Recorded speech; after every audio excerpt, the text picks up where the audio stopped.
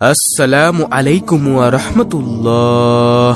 বিপদ যত কঠিনই হোক তা থেকে আল্লাহ ছাড়া কেউই আমাদের মুক্তি দিতে পারে না।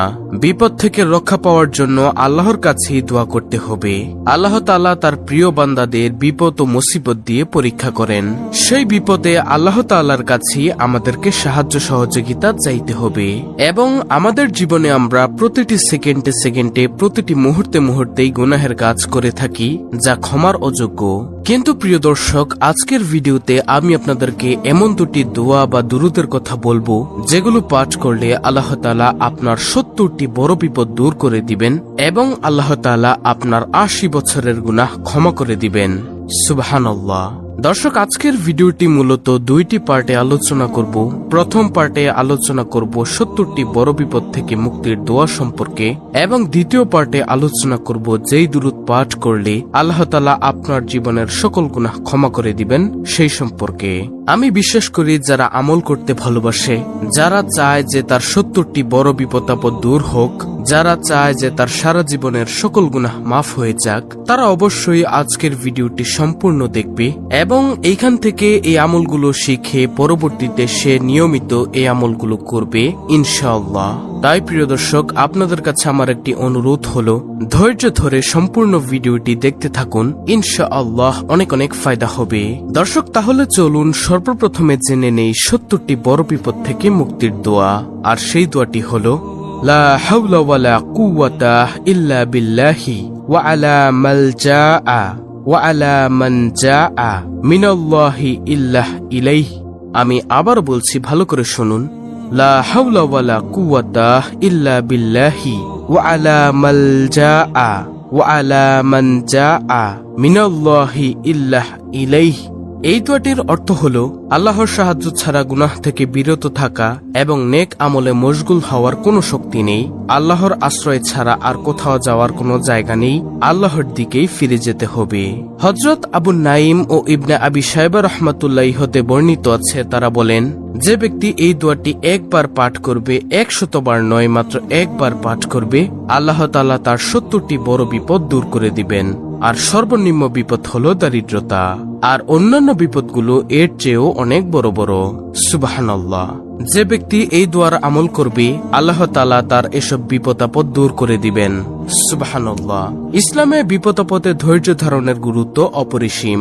পবিত্র কোরআন ও হাদিসে ধৈর্যশীলদের জন্য বিশেষ পুরস্কারের ঘোষণা করা হয়েছে। যখন কোনো বিপদ আসে, তখন মুমিন ব্যক্তি ভেঙে না পড়ে আল্লাহর দিকে ফিরে যায় এবং তার উপর ভরসা রাখে।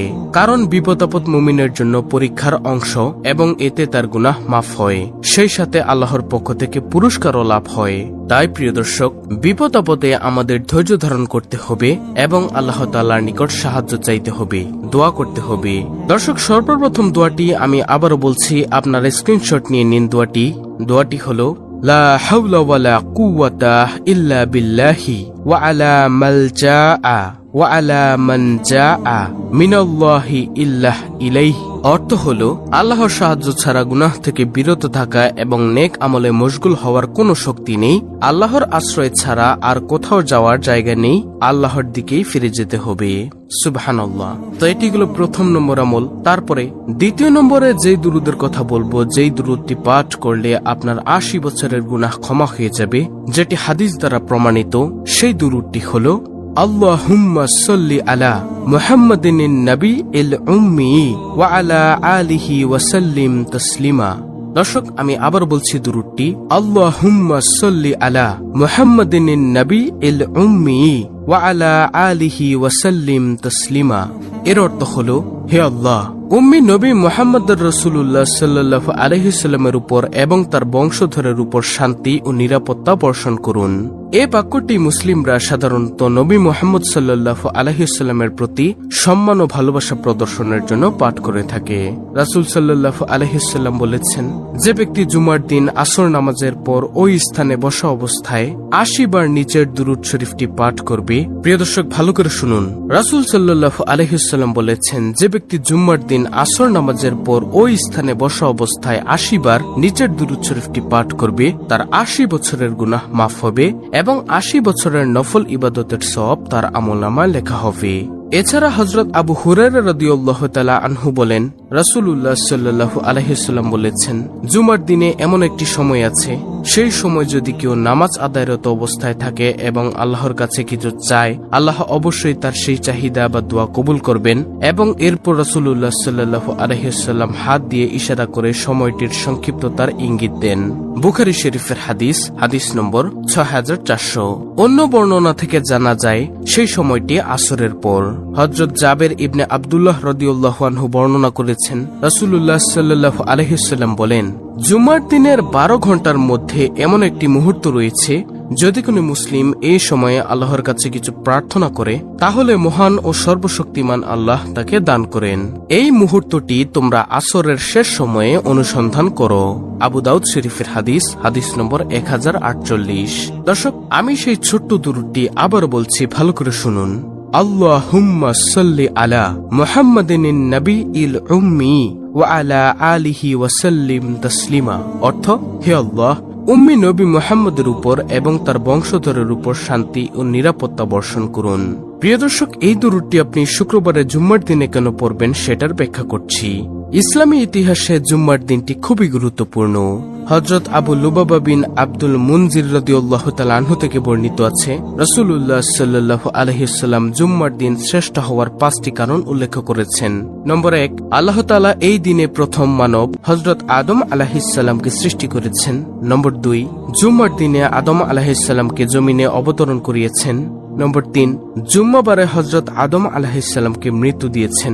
নম্বর 4, এই দিনে এমন একটি সময় আছে যখন বান্দা আল্লাহর কাছে যা কিছুই প্রার্থনা করবে তিনি তা কবুল করবেন, যতক্ষণ সে হারাম কিছু প্রার্থনা করবে না। নম্বর 5, সবচেয়ে বড় বিষয় হলো এই দিনে কিয়ামত সংগঠিত হবে। আল্লাহু আকবার। ইবনে মাজাহ শরীফের হাদিস, হাদিস নম্বর 895। আর আপনি যে দুরূদ পড়বেন সেই দুরূদ পাঠের ফজিলত সম্পর্কে আপনাদেরকে বলছি। দুরূদ পাঠ করা মানে হলো হযরত মুহাম্মদ সাল্লাল্লাহু আলাইহি ওয়াসাল্লামের প্রতি ভালোবাসা ও শ্রদ্ধা জানিয়ে তার জন্য আল্লাহর কাছে দোয়া করা। দুরূদ পাঠ করলে অগণিত ফজিলত ও বরকত লাভ করা যায়। কিছু গুরুত্বপূর্ণ ফজিলত নিচে উল্লেখ করা হলো, যেমন আল্লাহর রহমত ও বরকত। দরুদ পাঠকারীর উপর আল্লাহ তাআলা 10 বার রহমত বর্ষণ করেন। মুসলিম শরীফের হাদিস, গুনাহ মাফ হয়। দরুদ পাঠের মাধ্যমে গুনাহ মাফ হয় এবং সওয়াব লাভ করা যায়। দুশ্চিন্তা দূর হয়। দরুদ পাঠ করলে মনের কষ্ট ও দুশ্চিন্তা দূর হয়। দোয়া কবুল হয়। দরুদ পাঠ করা দোয়া কবুলের একটি অন্যতম মাধ্যম। জান্নাত লাভ হয়। দরুদ পাঠকারীর জন্য জান্নাতের পথ সহজ হয়। আল্লাহর সন্তুষ্টি অর্জন হয়। দরুদ পাঠের মাধ্যমে আল্লাহর সন্তুষ্টি অর্জন করা যায়। রাসূলুল্লাহ সাল্লাল্লাহু আলাইহি ওয়াসাল্লামের সুপারিশ পাওয়া যায়। দরুদ পাঠকারীর জন্য কিয়ামতের দিন রাসূল সাল্লাল্লাহু আলাইহি ওয়াসাল্লাম সুপারিশ করবেন। বিশেষ সময়ে দরুদ পাঠের ফজিলত, জুম্মার দিন দরুদ পাঠ করলে 80 বছরের গুনাহ মাফ হয়। মোট কথা, দরুদ পাঠ করা একটি গুরুত্বপূর্ণ ইবাদত এবং এর মাধ্যমে ইহকাল ও পরকালে অসীম কল্যাণ লাভ করা যায়। এছাড়াও আপনি অন্যান্য যে দুরুদগুলো আছে সেই দুরুদগুলো পাঠ করতে পারেন, যেমন দুরুদ ইব্রাহিম এবং সবচেয়ে ছোট দুরুদ যেটা সাল্লাল্লাহু আলাইহি ওয়াসাল্লাম ইত্যাদি পাঠ করবেন। যেভাবে নিয়ম দেওয়া আছে আপনারা সেভাবে এই দুটি আমল করবেন। স্ক্রিনের মধ্যে আমল দুটি দিয়ে দিলাম, আপনার স্ক্রিনশট নিয়ে মুখস্থ করে নেবেন। ভিডিওটি ভালো লাগলে অবশ্যই চ্যানেলটিকে সাবস্ক্রাইব করে পাশে থাকা বেল বাটন অল বাজিয়ে দিবেন। ভিডিওটিতে একটি লাইক দিবেন এবং কমেন্টে আমিন লিখবেন এবং অন্য মুসলিম ভাই বোনদের কাছে এই ভিডিওটি শেয়ার করে দিবেন, যেন তারাও দেখে শিখে এই দুইটি আমল করতে পারে। আল্লাহ রাব্বুল আলামিন আমাদের সকলকে উপরোক্ত দুটি ফজিলত আমল প্রতিনিয়ত করার তৌফিক দান করুন। আমিন।